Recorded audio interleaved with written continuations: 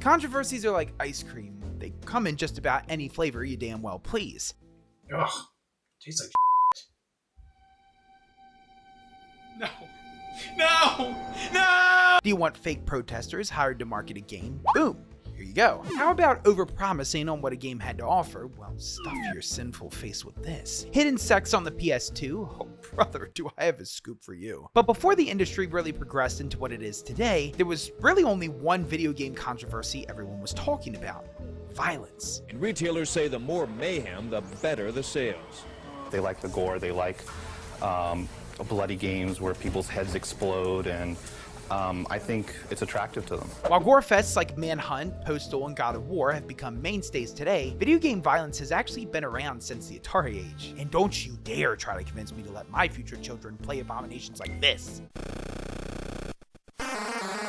God, it makes me sick just looking at it. That controversial conversation eventually landed in the hands of the US Congress during a panic in 1993 that simulated violence would warp the minds of youths. There's blood everywhere. There's this cop next to me who sees what I did, but he's got body armor so I can't shoot him, so I throw gasoline on him. Spearheaded by Senators Joe Lieberman and Herb Kohl, games like Mortal Kombat and Night Trap were needlessly bashed, with the latter even having a pretty false narrative being spun about it. For the record, I want to state that Night Trap will never appear on a Nintendo system. Yeah, how's that working for you, Congress? This would eventually lead to the ESRB system that adolescents have come to hate today. But before you started lying to your mom about how Skyrim's not that graphic, so please just buy it for me, please. There was Splatterhouse, a side-scrolling beat-em-up franchise that started in 1988 and was known as one of the most violent games of the era.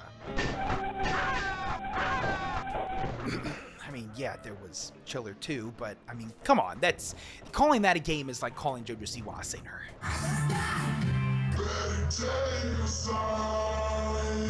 Hell, Splatterhouse was even beating the ESRB to the punch by putting a parody warning on the box for kids. As the series protagonist, Rick Taylor, you mash your way through dozens of monsters in some dangerously close copyright infringement apparel. Always up against a wall in each game, Rick uses the power of the ancient Aztec artifact called the Terror Mask to unlock hellish strength and rescue his girlfriend Jenny from the evil Dr. West's manor. In many ways, Splatterhouse was a pioneer for video game horror and had arguably some of the most disturbing character designs for its time. Like, I don't know what the this is, but you know, you gotta respect it.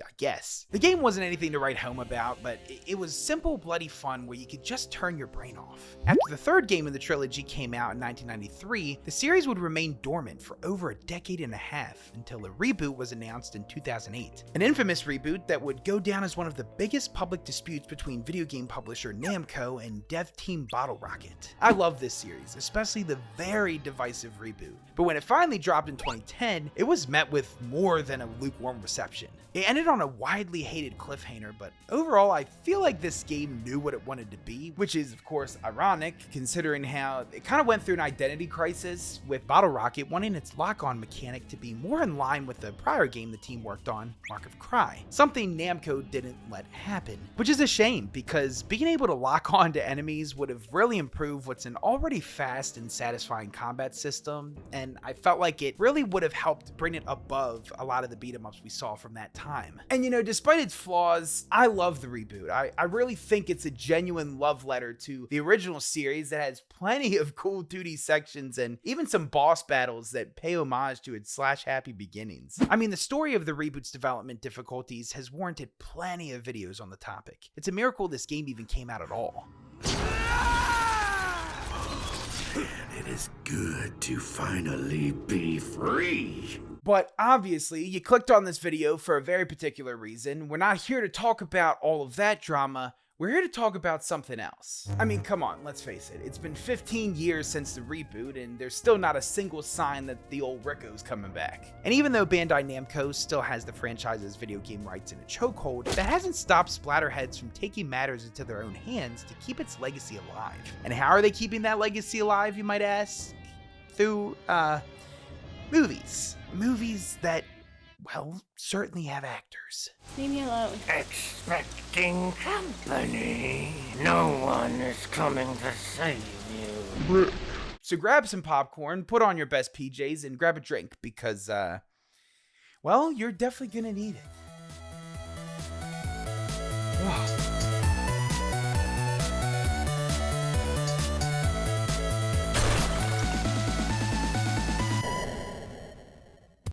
2009, Black Drink Productions would release a short 2.5-minute film that faithfully follows the style of the reboot, despite the full game not even having been released yet. The movie opens with a grungy, empty warehouse lined wall-to-wall with sheets of plastic. We see a deranged zombie-like monster swinging wildly before we get the first look at our hulking brute of a hero. And right off the bat, you know you're in for a ride when you see the design for Rick. Committed to reboot Rick's aesthetic, the people over at Black Drink choose a big beefcake of an actor to portray the classic character. Rick was played by bodybuilder Bill Gable, who does a flawless job bringing him visually to life. Directed by Charlie Osceola, the movie uses a really grimy schmear with aggressive flash cuts uniquely akin to the style of the Saw franchise, which fits right at home with Splatterhouse. And similar to Saw, Osceola's take on Splatterhouse doesn't shy away from the gore. The action is pretty impressive for a film that, according to Osceola, had a budget of only a few $100s. Dollars that I'm willing to bet mostly went into the creation of an eerily practical boar worm.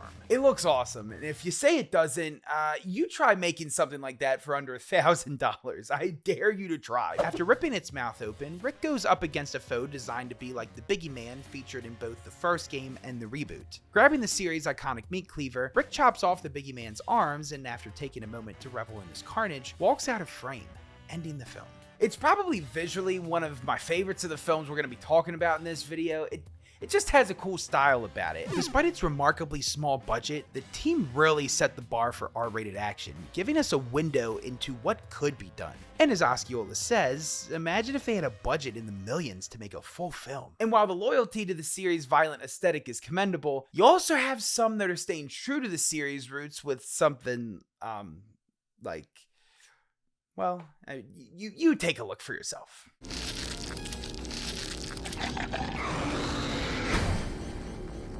Splatterhouse, more specifically Splatterhouse, the official movie that is fake, instead opts to choose a style more reminiscent of the original trilogy, created by the incredibly talented Stringini Brothers, who are known for their unique animations on YouTube that feature anything from this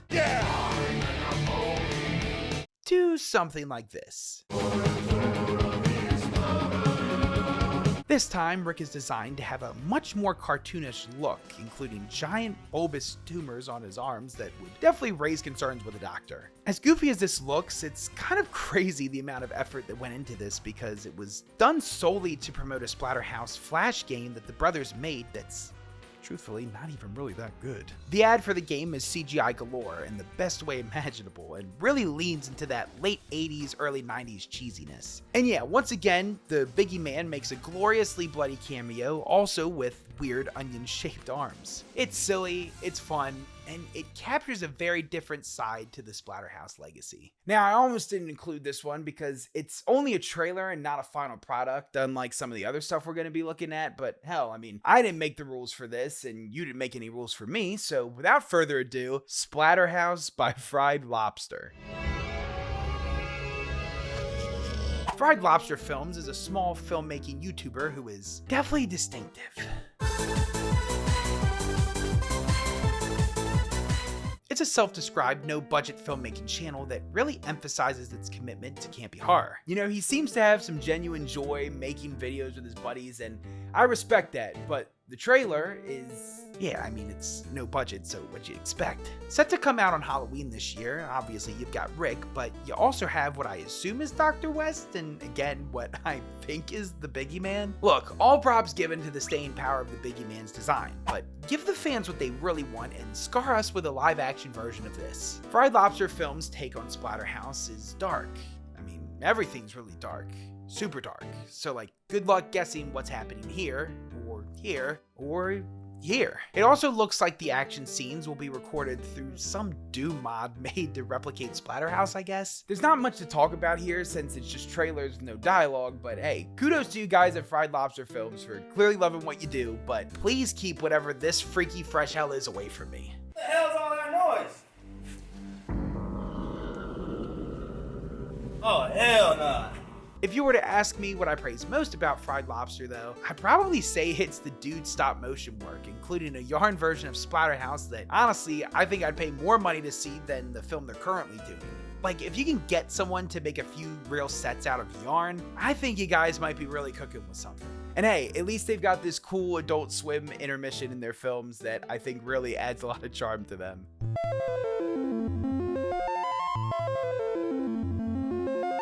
Alright, so up until now, we've only been talking about very short films, almost like proofs of concepts more than anything. And I know what you're thinking. Hey, Beard Boy, where are the real films? And I'm happy you asked, because if the previous films were anything of an appetizer, then I guess you could consider Jennifer Smells of Rot the full meal. Regrettably, when I first watched this, I was way too critical of it. It wasn't until I discovered a Blu-ray for the movie with an exclusive behind-the-scenes documentary that I really started to fall in love with it. Which, fun fact, I accidentally almost had this shipped to my grandfather, which definitely would have raised some questions. Hopefully. Now, I obviously still have some critiques about Jennifer Smells of Rot, but overall, I'm really impressed with what the people over at Zenith Films were able to do with this fresh take on the Splatterhouse lore. Intended to be a full feature film, Jennifer Smells of Rot had to be reduced to a 5-part series on YouTube due to director and creator of Zenith Films, Gareth Morgan, not hitting his full crowdfunding goal. With most episodes coming out a year apart from each other between 2019 and 2023, the film takes place following the events of the first Splatterhouse game after Rick fails to save Jenny, which leads to her turning into this thing before being killed.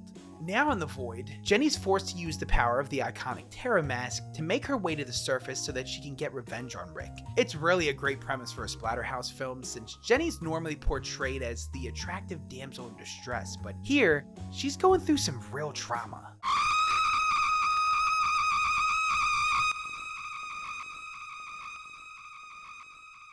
It's a much more realistic interpretation of what someone in her situation would actually react like. She's pissed off at the world for being killed by a person she thought she could love and trust. And while we do follow Rick on the surface, who's trying to escape a mental hospital to rescue Jenny, the movie makes it clear that Jenny needs no saving. But I am still glad they included Rick, because without his inclusion, we wouldn't have gotten this awesome line.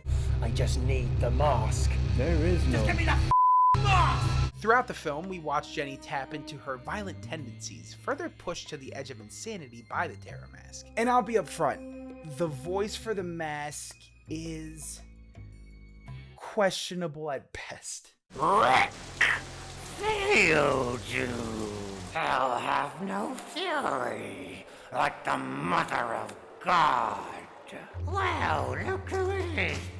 I guess he really does have one speed.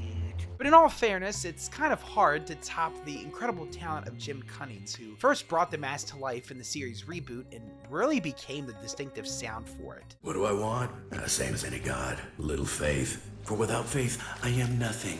And without me, you're I am short, fat, and proud of that, and so with all my might. It was a voice that, unfortunately, Cunnings himself has kind of seemed to regret signing up for. There's something that might be more of an adult theme, like I think going for like Slaughterhouse.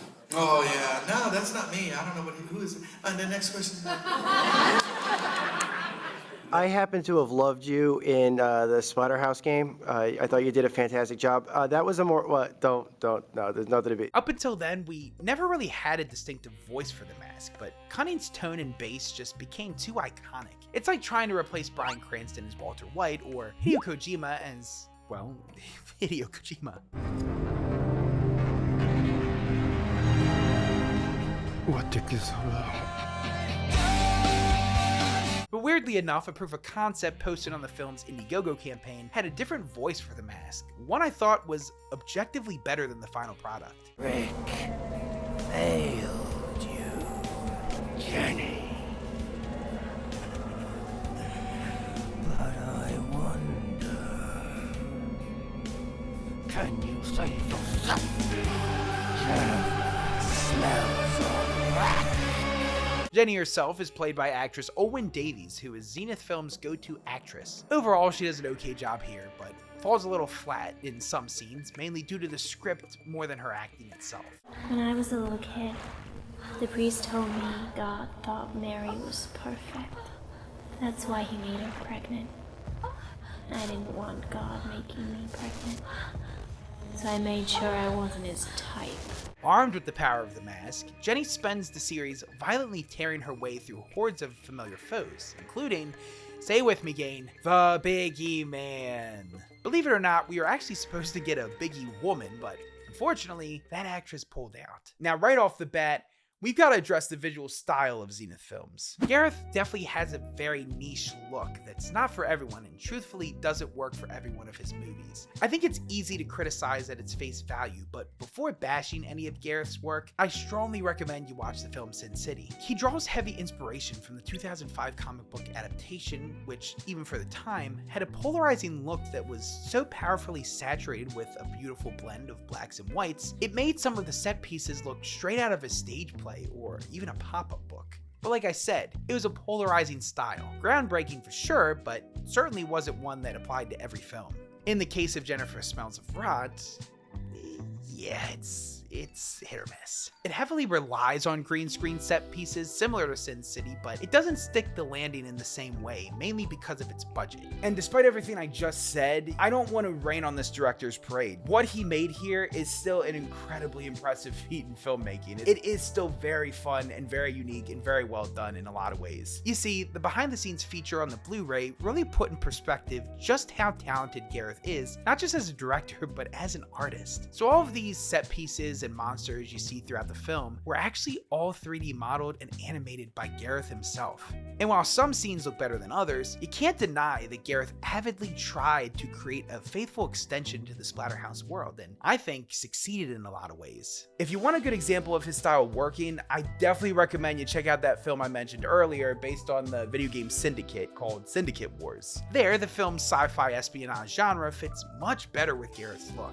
Jennifer Smells of Rot wants to use Gareth's style while also being grimy like the Black Drink production, but whereas Black Drink kept a lot of its effects practical and prided itself on some dramatic lighting, Jennifer Smells of Rot again relies pretty heavily on CGI. And again, in the proof of concept, that film grain isn't used as much, and I like it a lot more when it's not there. But there are a good amount of standout moments in this movie, like this giant towering meat penis or the action sequence with the Biggie Man. I mean, you can't complain when you're watching a man's labor of love that he slaved away to make for just under $700. If you're gonna watch Jennifer Smells of Rot, obviously I'm gonna encourage that you buy the Blu-ray. It's a great watch, the film itself, but it's also great to just watch Gareth give you a step-by-step of how he made it, why he made it, and he's even got some cool family stories that kind of tugs at the heartstrings a little bit. His dad had made the mask for him, and unfortunately his dad passed away before the filming was able to be completed. When you watch the whole thing, I feel like it really brings together every aspect of the movie and just makes you appreciate it that much more. But what about an official Splatterhouse movie? I mean, was there even such a thing?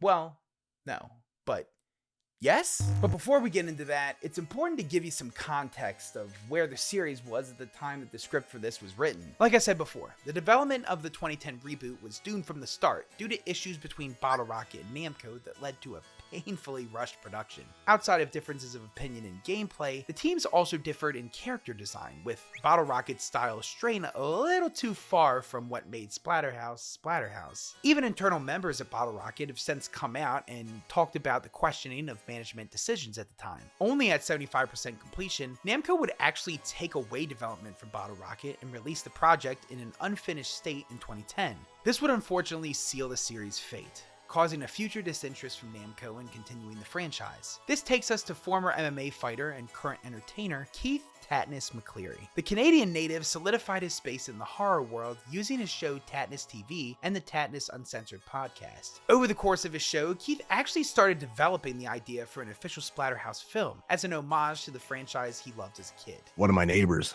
friends of mine, rented it, and this was the first time we've ever seen this game in our lives. This was in the 90s. We played it. I think first 2 minutes we were like, what the hell is this? And throughout his own series, Keith got to know some of the biggest legends in horror. Mick Strawn, who worked on the special effects team for Blade and was a production designer for some Nightmare on Elm Street projects. Nick Benson, who's most known for his special effects work on The Blob and Society, while also garnering the support of Twisted special effects artist Joe Castro. With these three on board, Keith got to finalizing a script for Splatterhouse, eventually presenting the finished product to Namco. As things go, you want to do things the right right way. You reach out to the company that created it and say, hey, I want to get licensed to do this. I want you guys on board. I want this to be like epic, you know? But Namco, wanting to put the whole franchise to bed, chose to not move forward with it, citing that violence to that caliber wasn't really in the company's best interest anymore. In a nice way, they hit my people back, basically suggesting that due to the violence level and everything, they're trying to kind of quietly walk away from that whole thing and not attach themselves to it anymore. And that was heartbreaking. Which is such a shame, because the premise of Keith's Splatterhouse was super unique. For once, the star role wouldn't be Rick at all, and would instead be his brother Colton. Colton was actually going to be played by Keith himself, who spent countless hours every day preparing for the role. We wanted it to be a natural strength, you know, and make it look realistic, not too cartoony and comic book like. So I was in the gym 4 hours a day just getting ready for this, you know, and it was fun, man. Detached from the plots of the other games, the film would have emphasized the Terror Mask's obsession with Rick to the extent that it would start targeting his bloodline. Colton would have battled some serious inner demons like alcoholism and previous criminal charges while trying to save his fiancée under the power of the Terror Mask. It's a much more interesting concept to have a guy who's already accustomed to violence and brutality turn his life around while also having to tap into those deepest inhibitions through the Terror Mask. Keith told me he had some of the other cast already picked out, including Jan Birch, who was supposed to play a Dr. West-esque villain, which would have been pretty alright in my book. But the most important question of all, who was going to play the mask? I was hell-bent on getting the guy from the reboot game. Yeah, you know, I was just going to say, you can't do it without him. He makes it, he's just too good. And while the adaptation would have been a pretty big departure from the series, there was also going to be a lot of callbacks to where the franchise started, utilizing dilapidated West Manor as one of the film's major set pieces. It's really a shame we never got this, because with such a talented practical and special effects team, I think this would have easily been the definitive Splatterhouse movie. If anything, I think now is as good of a time as any to come out with a movie like this. I mean, we're seeing a big renaissance of slasher films like the Terrifier franchise and a glorious return to the Saw series, which I never would have expected we would have gotten to 10, but who knew? And you know, maybe one day, whether it's Keith or somebody else, we'll get to see this franchise brought back to life on the silver screen. There's obviously enough interest and cult following to warrant something for die-hard fans. I mean, Bandai Namco, the ball's in your court. You've got plenty of different takes on the franchise's lore to work with, and you've got a lot of people that are itching to make something memorable. Maybe I'm crazy. Maybe I'm just that little boy at heart that loves a good underdog story, and maybe I am just crazy. And even though Namco's left the Splatterhouse IP behind, there is a bloodily dimmed light at the end of the tunnel with a new indie studio developing a spiritual successor called Carnage Mansion. It's in early development, so I've got no clue when this thing's coming out, but you can tell it has that charm. And for those that are looking for more of a direct remake to the series that started it all, well, there's also a team working on that. It looks incredible, and the team behind it is constantly posting gameplay on its YouTube channel, so definitely stay up to date with that. So what do you want to see in a Splatterhouse film? And if you thought any of these films were executed well, then let me know in the comments. And as always, if you liked the video, don't forget to give it a like, and subscribe to the channel, and tell me if there's any other video game movies, whether they're fan-made or official, that you want me to cover. No, I am not doing the Postal movie. Alright, maybe I would. I'll also be including a link, obviously, to a lot of the things we talked about, like the DVD I mentioned earlier, and links to all of these films so that you can watch them for yourself. And with that, let's do some carpentry. Oh, it's still gross. Was not better the second time. Was actually significantly worse the second time. Take care.